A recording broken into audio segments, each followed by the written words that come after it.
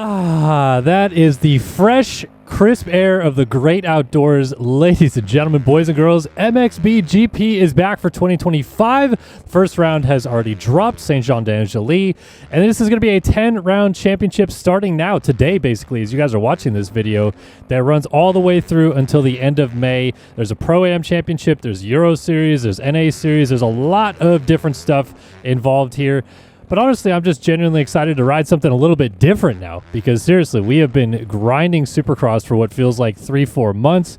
Obviously, it is March, but everyone jumped over to the Supercross grind in bikes with like DDC back in September, it feels like. So it's been a long time of just riding Supercross tracks, and JV is back to grinding out some sick outdoor tracks. He obviously, right before this, put out his JV test facility, the MX test facility that he has for MX bikes. That thing is a banger.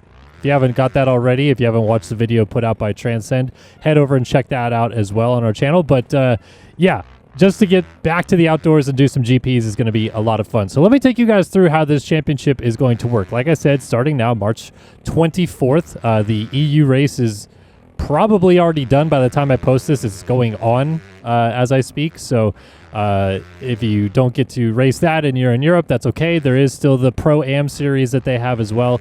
So you want to go to mymxb.com and you can get signed up over there. I'll put a link in the description below to that. And then, yeah, there's the Pro Series, the EU Series, the Pro-Am Series, all that stuff. And it starts off with St. Jean-d'Angely. Then we have the MXGP of Sardinia, which is, of course, Riola Sardo, the sand track in, that island of Sardinia off the coast of Italy. MXGP of Italy after that in Majora. Ooh, getting a little sideways here trying to talk about this. We got Majora. We got the MXGP of Spain at Lugo. We have the Latvian MXGP at Kegums. We have the British Grand Prix at Madderley Basin. We also have Czech Republic at Locket. Flanders, which is also Belgium, at Lommel. I don't know why they don't call that Belgium anymore, because we don't go to any other Belgian track, at least, for the MXBGP championship, they don't call it Belgium.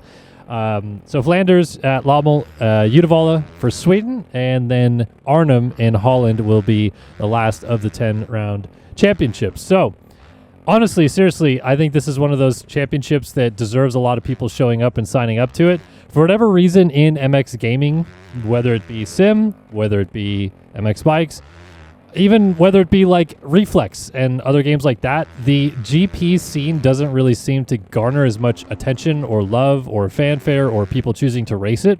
Even on the EU side, which I'm surprised by that because I'd expect a lot of EU people to be stoked to race the championship. So, this is one of those things where, like, even me, who doesn't race MX bikes ever because I just don't have time, I genuinely might try to do a couple of those, like, Pro-Ams or something like that just to get my feet wet a little bit and play a little bit of something, even though I don't think my skill set's anywhere good enough to probably even qualify, but just to try, just to have a little bit of fun with it, because I love the GP tracks. Some GP tracks get a bad rep because they're so much nastier and more broken down, I feel like, on a regular basis than AMA Pro Motocross tracks. And people love the aesthetics of AMA Pro Motocross tracks, smooth and high speed and big jumps and all that stuff like that. But a lot of these GP tracks are still some of my favorite in the world, including this one, St. Jean-d'Angely in France, is awesome. Like, I love this track. The hills, elevation changes. There's not that many jumps on it, which people don't love, like I said, but that feels more like purist motocross to me. And then, yeah, a lot of the tracks that they're choosing to do for the MXBGP championship are also some of the best in the world. Like, we're missing a couple pretty good ones. Like, I wish they did Arco di Trento, for example, would be another fun one to add to the schedule. They don't do that. But as far as I remember, they do it based on, like, a voting system. So everyone picks, like, months ago, which tracks they want to see in MXGP. And then JV goes to work and builds them. And obviously, he's built them the last 3 years now, I think. So this is year 4 of MXBGP. But, yeah, shout out JV, man. He just absolutely grinds out and puts these tracks out. For those wondering about paid mods and how this fits into it all, the season pass, $18. I don't know what that is in euros, so don't quote me there. So $18 for the season pass, or, of course, each GP round, I believe, is $2. So you save basically one round worth of paying if you get the season pass, which I think is well worth it because even if you don't race all the rounds, these tracks there's so much to them. Not only the fact that these tracks are a lot of fun and awesome to play, but there's also the like smoother versions, or like AM versions, I think is what they call it, that are available as well. So you don't have to like try to grind out these ruts. You can get like a little bit of a smoother version of the track and play it and feel like you're kind of going fast. So there is that. One other thing I will mention about this series as well, for those of you watching thinking like, oh, this track maybe doesn't look as similar to the race they just had in Saint Jean d'Angely for the real MXGP World Championship.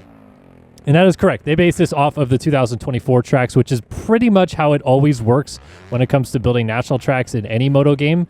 Sim has done this for the 15, 16 years that the national championship has ran in that game, because it's just so tough. Even if you do it, like, let's say you do it 2 weeks later than the real race, to have to change so many sections of a racetrack to fit, you know, like Ironman is a track that changes up a lot of stuff every year. To change so many sections of a racetrack and make it, you know, flow with what you've already built and stuff like that is pretty darn difficult. So I think the best option is to not have the most current up-to-date tracks like Saint Jean, because there's a couple of sections that are pretty wildly different on the real Saint Jean versus this track. I think it's better to just go back a year. The track isn't, you know, perfect or up-to-date or anything like that, but you get a very, very polished version of 2024 Saint Jean, basically. So to me, that's the best approach and always has been. And I think that's how you get the best type of racetrack as well, because JV can really hunker down and spend some time on building this track to a certain spec and a flow and how it's supposed to look and everything, really. So there is that. Like I said, paid mod, $2 per track, 18 for the season, and then you get all those GPs that I just mentioned, which even if you don't race the season, just to do the, you know, go on the servers and play the tracks and stuff, that is going to be one of those things that you know, people will be hitting for the next couple of, you know, pretty much the next 12 months. Everyone's going to be playing these tracks on GP servers. So you'll want to get them and be involved if you can. But yeah, just excited to kind of talk about a little bit of GPs today.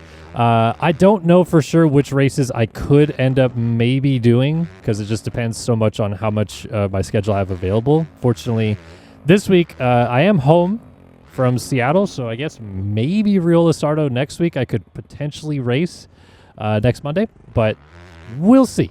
I'm not going to commit to that just yet. But yeah, maybe one of my favorite tracks is Lockett. Maybe try Lockett. Maybe try a couple different other races and see what this is all about, man. I want to go racing against some bikes players, even if I'm going to get worked, and have a little bit of fun along the way. So MXBGP, I always mess it up. MXBGP is back in 2025. Catch the fever. Get the track while it's hot. Play it. Watch the live streams. Check out, you know, our boys Navo, Cupcake, B-Rod. They're always streaming. I don't actually know who streams the GPs. I think it's one of those three, but yeah, Lynn's obviously streaming as well, and check out the content. I'm sure Reaper Doc and Troy Jan are also going to post about this. So check it out, people. Go check out MXBGP, mxbikes-shop.com, and also mymxb.com, and get signed up for yourself to play. So thanks for tuning in, guys. Hopefully you enjoyed this little checking in on the MXBGP for 2025. We'll catch you guys next week, where we'll probably do a little bit of Rio Lizardo action and go have some fun in the sand. But thanks for tuning in. Hopefully you guys enjoyed, and we'll see you then. So long for now.